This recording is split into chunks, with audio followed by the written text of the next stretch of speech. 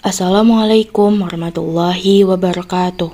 Perkenalkan, nama saya Alia Maulida Rahmatillah dari kelas 12.1, nomor absen 4.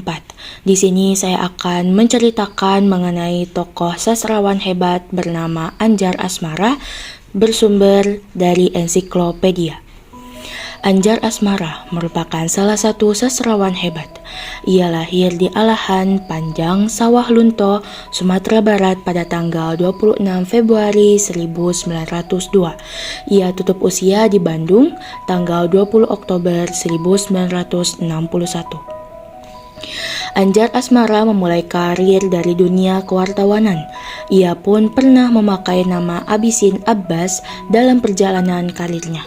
Pendidikan formal yang ditempuhnya sampai kepada tahap mulo atau sekolah menengah pertama pada zaman kolonial Belanda. Sedari sekolah, Andjar Asmara memiliki impian menjadi seorang wartawan. Pada tahun 1922, Andjar Asmara pernah melamar kerja pada kantor berita Antara di Jakarta, namun tidak memungkinkan akibat krisis ekonomi pada saat itu. Ia pernah mencoba bekerja selama 2 tahun di perkebunan karet Cipetir, Sukabumi, dan akhirnya kembali untuk mengembangkan bakatnya dalam bidang sastra. Selama berkarir pada bidang tulis-menulis, karya pertama Andjar Asmara yaitu menulis kejadian dalam kasus perampokan yang terjadi di gedung pengadilan atau Landert, dimuat dalam Utusan Melaju Padang. Karena itulah peristiwa tersebut dijadikan karya cerita pendek olehnya. Karya keduanya berupa terjemahan dari Lalaiparai, sebuah kisah perjuangan bangsa India merebut kemerdekaan.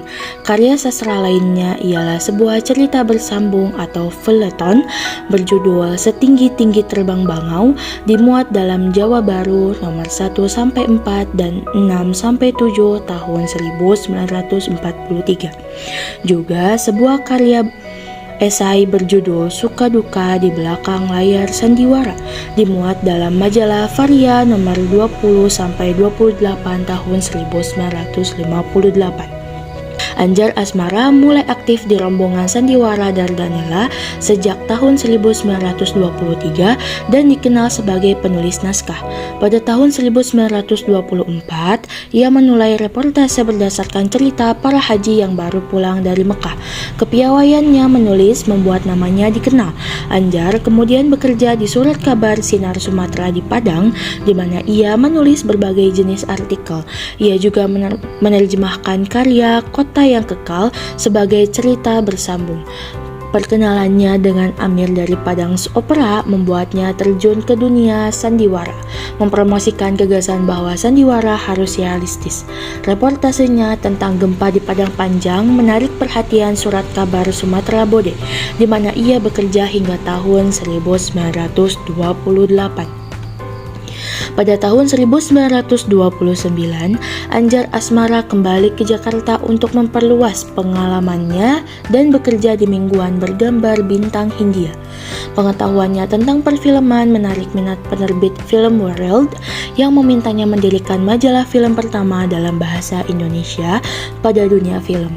Dengan grup sandiwaranya bernama Dardanella, Andjar berkeliling Indonesia menghasilkan karya terkenal termasuk karya yang berjudul Dr. Samsi yang mendapat penghargaan Lencana Emas dari Persatuan Wartawan Sumatera. Pada tahun 1933, ia membeli percetakan portable untuk menerbitkan majalah Dardanella Review yang membantu melahirkan bintang-bintang sandiwara terkenal seperti Astaman, Dwija, Ferry Koch, dan bintang-bintang terkenal lainnya.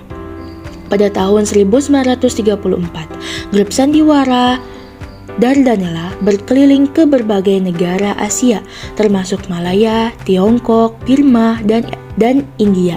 Selama di India, Andjar Asmara membuat film Dr. Samsi. Perjalanan mereka terhenti akibat perpecahan dalam grup dan Andjar pulang ke Indonesia. Sementara itu, sebagian anggota melanjutkan perjalanan mereka ke Amerika. Setelah kontraknya dengan Dardanella berakhir, Andjar Asmara mendirikan grup sandiwara Balero di Jakarta. Selama Revolusi Kemerdekaan Indonesia, ia menerbitkan majalah Perjuangan dan memimpin panitia penghibur prajurit serta Persatuan Sandiwara Usaha Yogyakarta. Pada tahun 1947, ia bergabung dengan kaum Republikan di Jakarta, menjadi redaktur Mimbar Indonesia dan sutradara di South Pacific Film Corporation. Menjelang penyerahan kedaulatan Republik Indonesia, ia mendirikan NV Gapura yang menerbitkan berbagai karya sastra dan majalah. Pada tahun 1948, Andjar Asmara menetap di Yogyakarta dan memimpin majalah bergambar Ratu Timur yang kemudian berubah menjadi nama Pustaka Timur. Bersama dengan roman Layar Putih, Pustaka Timur menjadi populer di kalangan pemuda dan tersebar di seluruh Indonesia. Setelah memimpin majalah tersebut selama 3,5 tahun, Andjar kembali ke dunia film dan menyutradai film Kartina di Java Industrial Film di Jakarta yang menggambarkan pertahanan udara nasional dan serangan tentara Jepang. Selama pendudukan Jepang, Andjar bekerja di 2 tempat. Pertama, sebagai pembantu tetap di majalah Asia Raya, di mana ia menulis mengenai kesenian, resensi, dan cerita bersambung Nusa Penida, yang kemudian diadaptasi menjadi sandiwara dan diterbitkan sebagai novel oleh Balai Pustaka pada tahun 1951.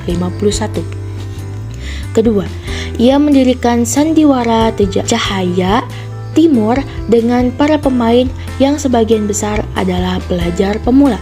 Sebelum memimpin majalah Varia, Andjar menjadi pemimpin produksi di NV Galur Corporation.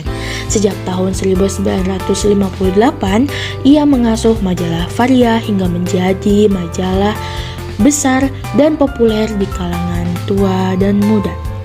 Mungkin cukup sekian untuk prafase dari tokoh sastrawan hebat Andjar Asmara yang telah saya ceritakan dan saya paparkan.